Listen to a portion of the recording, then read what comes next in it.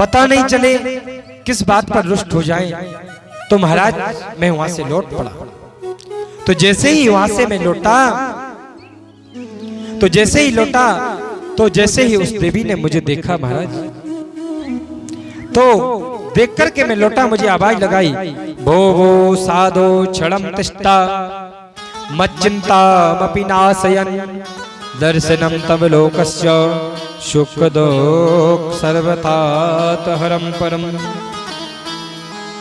जैसे उस देवी ने लगाई आवाज, बोबो साधो महाराज इधर आइए, क्षणम तिष्ठा एक क्षण रुक जाइए, मच्चिंतामपि नाशयन्। जैसे ही आए महाराज, आकर के उन्होंने कहा, महाराज आप कहां जा रहे हैं? आप जैसे संत के दर्शन यदि किसी को हो जाते हैं महाराज, तो उसका कल्याण हो जाता है। मैं उस देवी के पास में गया, जाकर के पूछा कि देवी आप कौन हो? तो भाई महाराज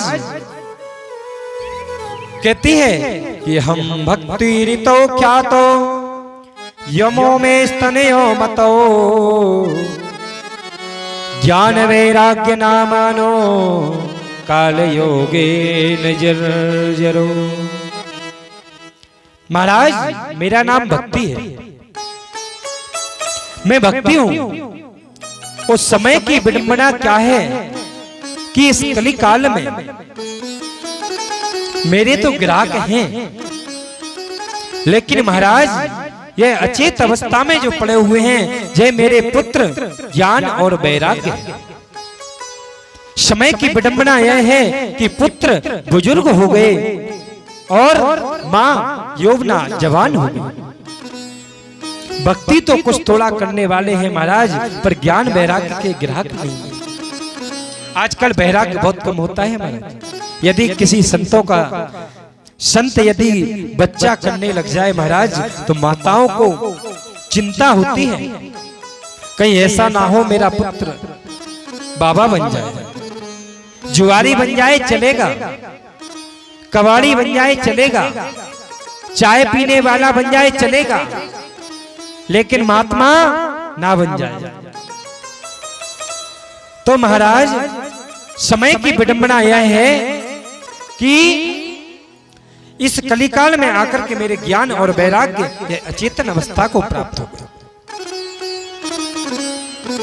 तो महाराज अब इसका आप कोई उपाय जानते हो तो कृपा करके मुझे बतलाइए। तो महाराज नहीं तो मैं छोड़ करके विदेश भाग जाऊंगा, क्योंकि आज के समय में आपने देखा होगा, वृंदावन गए होंगे तो अपन लोगों को समय मिलता है नहीं मिलता, करते हैं नहीं करते। लेकिन महाराज अंग्रेज का जो मंदिर है, इस्कॉन मंदिर वहां पर है, तो इस्कॉन मंदिर के उस एरिया में जाते हैं महाराज, अंग्रेज लोग लाखों रुपए खर्च करके वहां पर भजन कीर्तन करते हैं। आकर के मकान बना लिए, फ्लैट खरीद लिए, हरे राम हरे कृष्ण 24 घंटा दिन में 2 पर माताओं से निवेदन है, शांति का दान दें, कथा को ध्यान से श्रवण करें। और फिर बाद में माता ने ये बोलेंगी, मुझे कोई सुनने में आया, कोई माता बोल रही थी, पंडित जी लगते नए नए हैं, पंडित जी सीख रहे हैं कथा। तो माताओं से निवेदन है कि चुटकुला अपने पास है नहीं, और कथा वो ही मिलेगी, दृष्टांत वो ही मिलेगा जो प्रमाणित है। और ठाकुर जी का इतना आशीर्वाद है बांके बिहारी का कि भगवान की कृपा से जिसको कोई पूर्ण तरह, तो देखो हरि कथा अनंता, पूर्ण तरह किसी चीज का ज्ञान जिस पर कहे, समुद्र का जल जो होता है उसका अथाह नहीं लेता, उसका कोई गुण नहीं निकाल सकता कि पानी कम हो जाए। इसी प्रकार से है ज्ञान इतना है महाराज, नहीं मानते हैं कोई चीज हो सकता हमको नहीं आती, लेकिन फिर भी ठाकुर जी का आशीर्वाद है। किसी प्रकार की कोई समस्या होती है, कोई कुछ ऐसा सिस्टम आपको लगता है जिसमें है, तो आकर के पूछ सकते हैं। सुनने में आया, पंडित जी ने बताया, कोई माता कह पंडित जी सीखने वाले लग रहे हैं। तो महाराज 11 साल की उम्र में अपना घर छोड़ करके इस लाइन में रहा था। तो निवेदन है इसलिए माताओं से कि कृपया करके मन लगा करके कथा को श्रवण करें। हो सकता है कथा अभी तक कैसी नहीं हुई हो, प्रमाणित करके उसको नहीं श्रवण की हो, क्योंकि कसूर उनका नहीं, कसूर किसका है कि जैसी हो संगत वैसी हो रंगत। हो सकता है ऐसी कथा कभी नहीं सुनी हो, कथाएं हैं अनेक कथा, ये नहीं कह रहा हूं, तो हो सकता नया लग रहा हो क्योंकि कुछ नया मैं सुना रहा हूं, ये भी हो सकता है। तो निवेदन है कि चलो आपने अभी तक सुनी, अच्छी बात है, कथा वही है, थोड़ा समझाने का तरीका या कुछ वो हो सकता है। सो निवेदन है कि उस कथा को ठीक से श्रवण करें, और कोई शंका हो तो उससे पूछ सकते हैं कि ये मतलब समस्या है। तो महाराज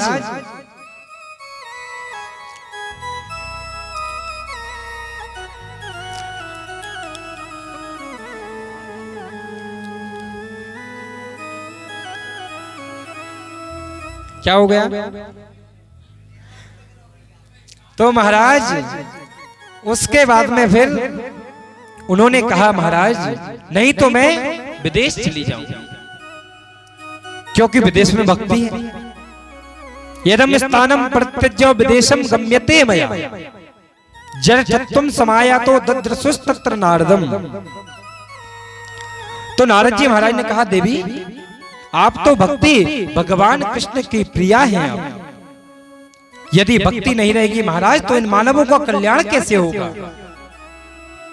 तो उन्होंने कहा कि देवी हम कोई प्रयत्न करते हैं तुम्हारे ज्ञान वैराग्य को उठाने के।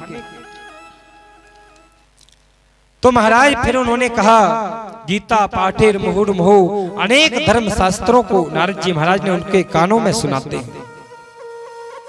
ज्ञानम उठो वैराग्य प्रवृत्त्यताम दे वैराग्यम प्रयच्छति, ज्ञान उठो वैराग्य उठो।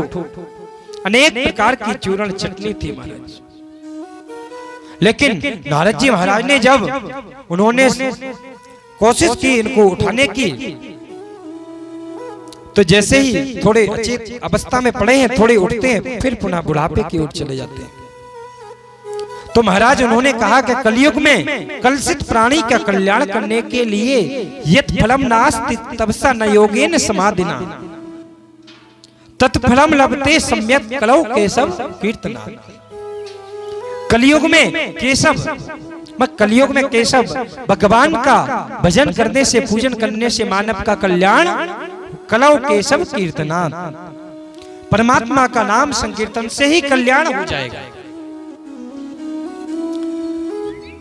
कलियुग केवल नाम आधारा, सुमिर सुमिर नर उतरे पारा।